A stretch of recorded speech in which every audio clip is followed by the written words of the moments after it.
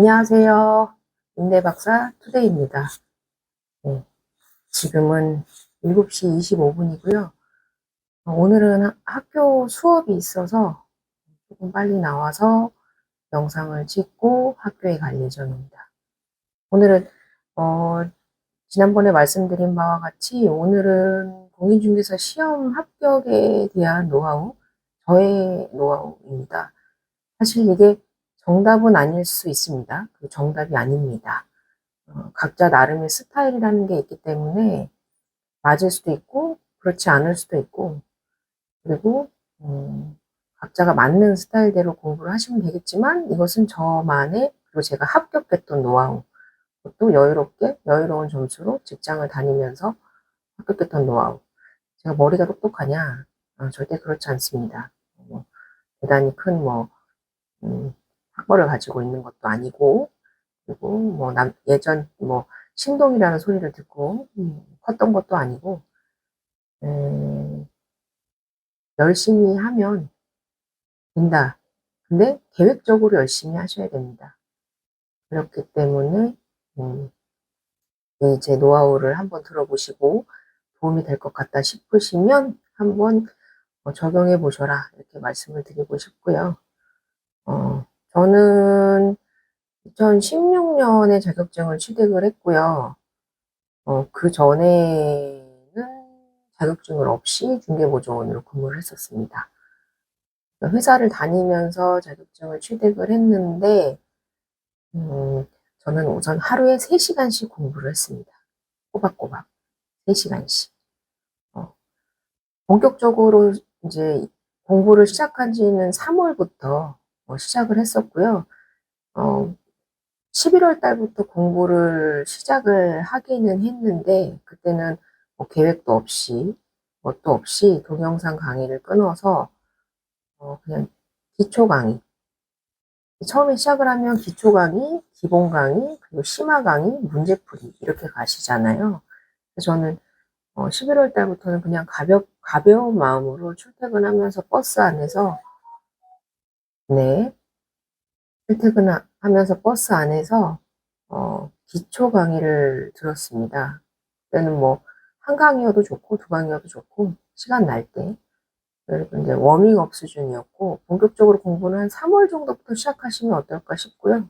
그래서 저는 3월부터 3시간씩 공부를 해서 자격증을 취득했다라고 말씀을 드리겠습니다. 직장인이기 때문에 사실 가장 활용할 수 있는 시간이 저녁 시간밖에는 없죠.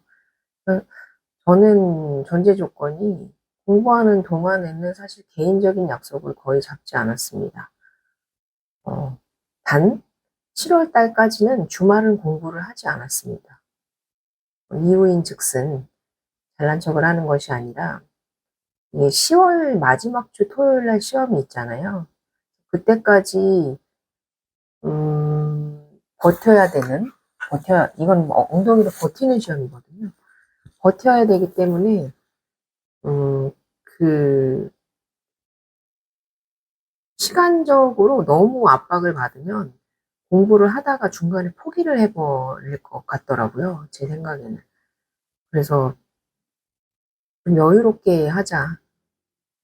이제 빨리 시작을 했으니까 여유롭게 하자라는 마음으로 7월 달까지는 주말에 공부를 하지 않았습니다. 근데 제가 어떻게 자신 있게 7월 달까지는 주말에 공부를 하지 않을 수 있었냐?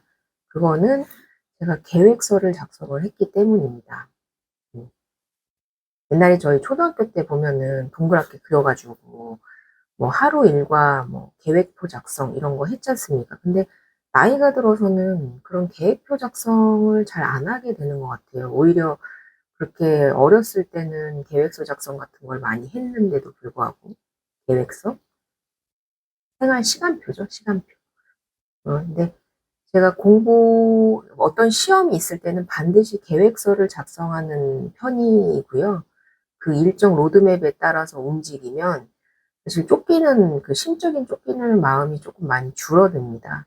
왜냐면 제가 계획을 해놨고 그 계획에 따라서 움직이고 있다면. 어, 그래서 1년 단위 계획, 그리고 월간 단위 계획, 그리고 1일 단위 계획. 이렇게 총 3가지의 계획서를 A4 용지에 한 장씩 작성을 하셔서 공부하는 방에 책상 정면에 붙여놓고 공부를 했었습니다. 저는 거의 대부분 집에서 공부를 했고요.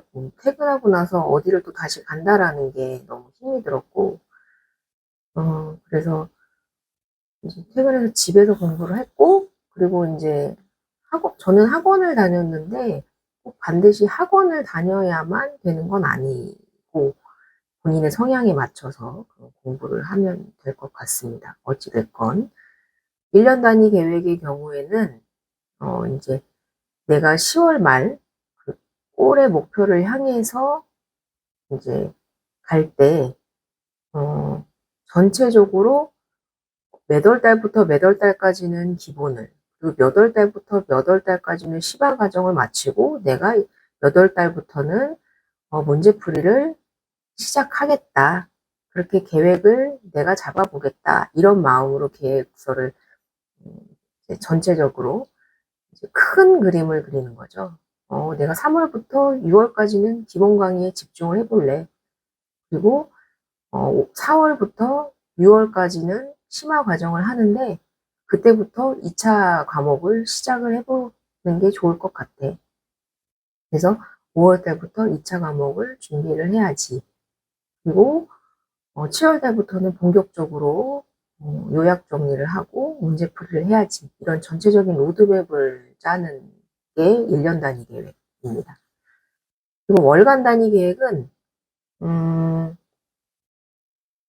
이제 뭐 기본 과정 그리고 심화 과정, 제가 문제풀이 과정이 있다고 말씀드렸잖아요. 근데 꼭 반드시 이런 과정이 아니더라도 근데 어떤 목적이 있어야지 공부를 하게 되더라고요. 그래서 저는 온라인 강의도 듣고 오프라인 강의도 들었는데 이제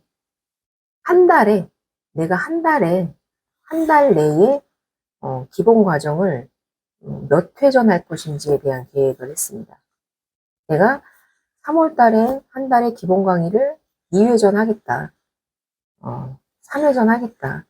이런 계획을 짜는 거죠. 내가 기본 강의를 적어도 2번은 들어줘야 이해가 될 것 같아. 그런 식으로 한 달에 대한 로드맵을 짜는 거죠. 3월에, 그리고 4월에, 그리고 5월에, 6월에 그런 식으로 한 달에 대한 몇 회전을 할 것인지에 대한 계획을 월간 단위에서 계획을 하시고 이틀 단위에서는 뭘 하시냐 몇 회전을 할 건지를 결정을 했으면 하루에 얼마만큼의 강의를 봐야 되는지가 나오시겠죠. 이제 책 원서가 있지 않습니까? 원서에 그 목차를 보면 몇 강으로 나누어져 있는지 나오시거든요. 공부 뭐 예를 들어 40강으로 원서가 이루어져 있다. 근데 내가 그것을 한 달에 1회전 독파하겠다. 그러면 하루에 주말 빼고 2강씩 들으면 되겠죠. 그렇죠? 그렇게 하면 1회전입니다. 만약에 내가 2회전을 한 달에 하겠다. 그러면 4강씩 들으시면 되겠죠. 한 과목당. 근데 저희는 중개사의 과목은 그 개론, 그리고 민법. 1차는 2과목으로 되어 있고 2차는 공법, 세법, 공시법, 그리고 공인중개사법 이렇게 4과목으로 되어 있으시잖아요. 네, 근데 그거를 하루에 한 과목만 할 수 있는 건 아니기 때문에 계획을 잘 짜셔야 합니다. 저 같은 경우에는 일주일 단위로 계획을 월간 단위 중간에 주간 단위 계획을 추가로 하나를 더 했는데 주간에 하루에 한 과목만 공부를 했습니다. 하루에 한 과목씩 대신에 5일이잖아요. 5일간 6과목을 돌려가면서 공부를 할 수 있도록 로드맵을 짠 거죠. 월요일날 개론, 화요일날 민법, 수요일날 세법, 목요일날 공시법 이런 식으로 계속 돌려가면서 그리고 3월부터 5월 정도까지는 계속 개론과 민법만 회전해서 공부를 했었던 것 같아요. 그래서 월요일 개론, 화요일 민법, 수요일 개론, 목요일 민법 이런 식으로 계속해서 반복해서 공부를 했고 회전이 중요합니다. 1차는.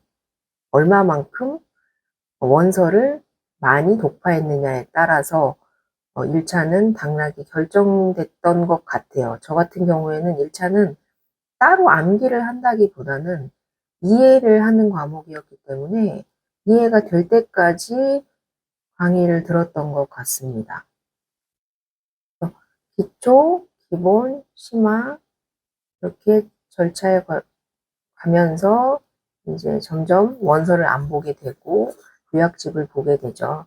그러면서 조금씩 내용을 줄여나가면서 공부를 했었던 것 같고, 그리고 2차 같은 경우에는 100% 암기 과목이죠. 무조건 외워야 됩니다. 이거는 이해하고 뭐 자시고의 문제가 아니고 무조건 외워야 되기 때문에 요약이 중요합니다. 그냥 무조건 외우셔야 돼요. 그리고 나서 한 8월 달 정도쯤 되면 그때부터는 저만의 노트를 작성을 합니다. 저는 한 과목당 A4 용지로 두세 장으로 요약을 했어요.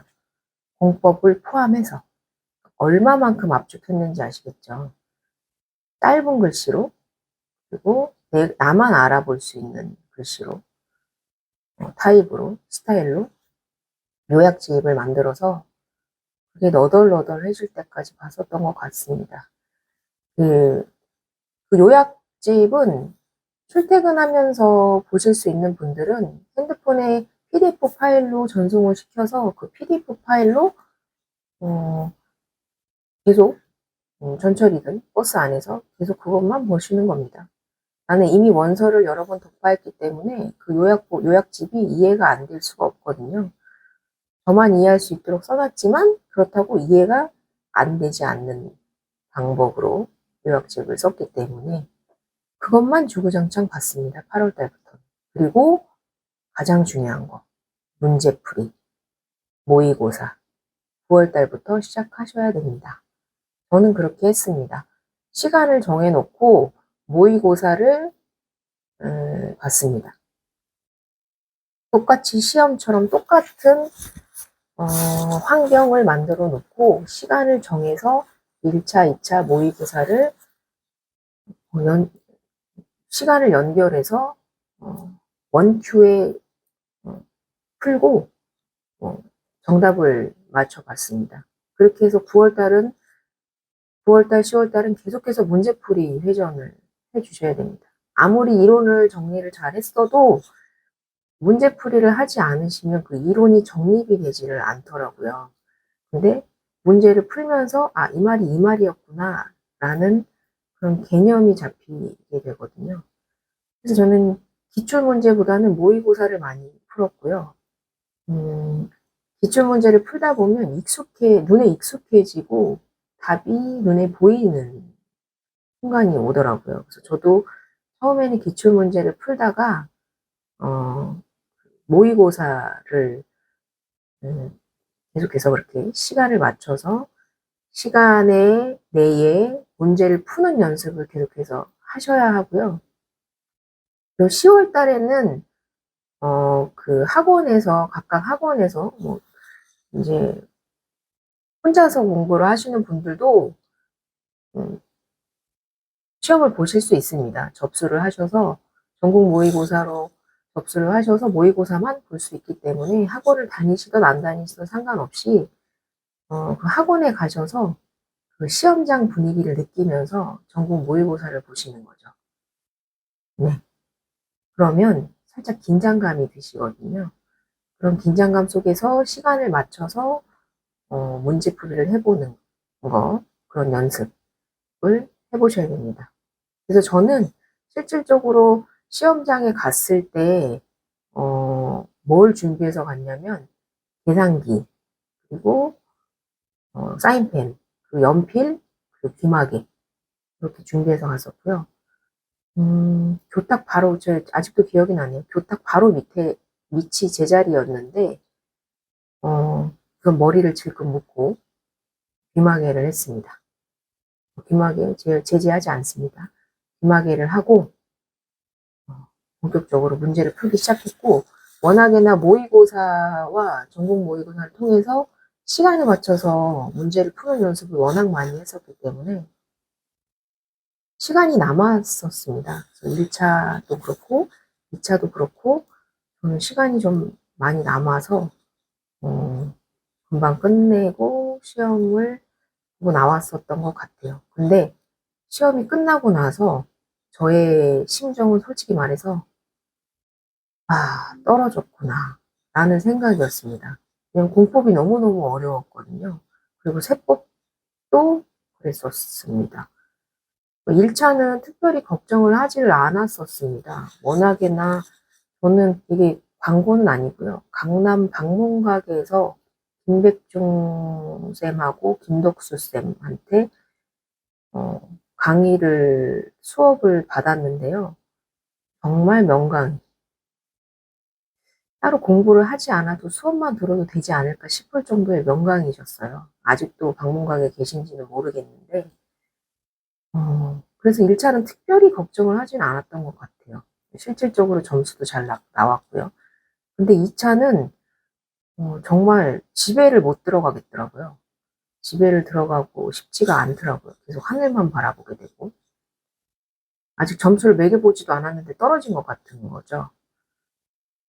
그래서 막 눈물이 날 것 같았는데 와서 점수를 매겨보니 넉넉한 점수로 합격이었습니다. 네, 몸에 체득이 됐나 봅니다. 공부를 하다 보면. 그래서 아무튼 합격을 했는데 이 공인중개사 시험이라는 게 만만치 않습니다. 6권의 책을 쌓아보면요. 제가 문제풀이랑 원서까지 포함해보면 제 허리 정도까지 왔었던 것 같아요. 제가 풀었던 모든 문제집과 원서를 다 따져보면요. 그만큼 양이 정말 방대합니다. 근데 엉덩이를 승부하는 시험인 건 확실합니다. 중간에 포기하시지만 않으시면 합격하실 수 있습니다. 초기에 너무 열의에 불타서 너무 달리시다 보면 중간에 지쳐서 나가 떨어지는 경우가 많거든요. 제가 많이 봤습니다, 주변에서. 그러지 않기 위해서는 제가 아까 말씀드린 대로 1년 단위 로드맵을 설정하시고 그에 따른 한 달 계획, 그리고 1일 계획을 설정하셔서 내가 이렇게 공부하고 있어도 절대로 뒤처지고 있는 게 아니고 내 로드맵에 따라서 잘 가고 있구나라는 심리적 안정을 얻기를 바라고요. 그게 정말로 효과가 많이 있습니다. 그리고 다이어리를 적어가면서 내가 공부를 성취한 날에 X표를 그을 때 그 성취감, 그리고 내가 공부하지 못했던 날에는 그 X표가 쳐져 있지 않겠죠. 그랬을 때 그걸 또 반성하고 다음 날에 또 공부를 또 열심히 하게 되는 그런 효과가 있습니다. 그래서 1일 단위 계획을 하시는 거는 다이어리에 작성을 하시거나 아니면 그 탁상 달력에다가 적어서 체크를 하시면서 공부를 하시는 게 좋다. 이렇게 말씀을 드리겠습니다. 예, 다시 공부를 하라면 할 수 있을까 싶을 정도로 요새 공인중개사 시험이 많이 어려워졌다고 하는데요. 저 때도 정말로 어렵다 생각을 했는데 정말 지금은 더 훨씬 많이 어려워졌다고 하더라고요. 네. 한 1년이라도 빨리 따셔야 됩니다. 공인중개사 일을 하겠다고 마음을 먹은 한 자격증을 가지고 취득을 한 후에 일을 하시는 게 일을 시작하고 나면 자격증을 따기가 너무너무 힘듭니다. 저는 회사를 다니면서 땄기 때문에 주말도 그리고 퇴근 시간 후에도 시간이 있었기 때문에 자격증을 딸 수 있었지만 이 영업이라는 것은 시간에 구애를 받지 않고 업무에 매진해야 되는 직업이기 때문에 이게 시간이 있더라도 심적으로 공부가 되지가 않습니다. 정말 쉽지 않은 일이고요. 그렇기 때문에 일을 하면서 자격증을 따겠다. 제가 조언을 드리자면 저는 그거는 좀 어렵지 않을까. 진짜 정말로 큰 마음을 먹지 않는 한은 뭐 배우면서 뭐 중개보조원으로 배우면서 공부를 하면서 자격증을 딸 수 있지 않을까? 그럼 더 도움이 되지 않을까? 전혀 그런 거 없습니다. 시험은 시험일 뿐입니다. 네. 시험을 보고 나서 나오시면 백지 상태로 다시 배우셔야 됩니다. 네. 자격은 자격일 뿐. 오해하지 말자. 네. 그렇고요. 오늘은 제가 주저리 말씀을 드렸는데 가장 중요한 것은 연간, 월간, 일간 계획을 세우고 그거에 맞춰서 공부를 하셔라. 그리고 초기부터 너무 달리지 마시고 저는 저의 경우에는 7월 달까지는 주말을 공부를 하지 않았다. 직장을 다님에도 불구하고 그만큼 여유를 가지고 공부를 했다는 거고요. 빨리 시작했기 때문에. 뭐 늦게 시작하시는 분들은 주말도 당연히 공부를 하셔야겠지만 그리고 8월 달부터는 7월 달부터는 본격적으로 달리셔야 됩니다. 그때부터는 저도 주말은 당연히 공부를 했습니다. 워밍업에서 몸을 풀었고 7, 8, 9, 10, 4개월간은 열심히 달렸습니다. 네.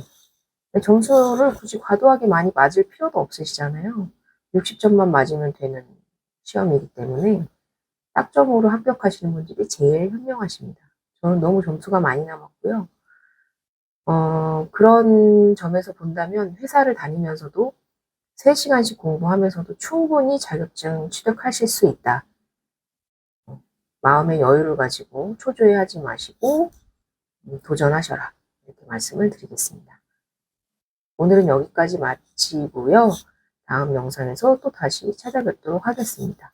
오늘 날씨가 엄청 춥습니다. 저 오리터 잠바를 입고 나왔는데 감기 조심하시고 다음 영상에서 또 뵙도록 하겠습니다. 감사합니다. 임대박사 투데이였습니다.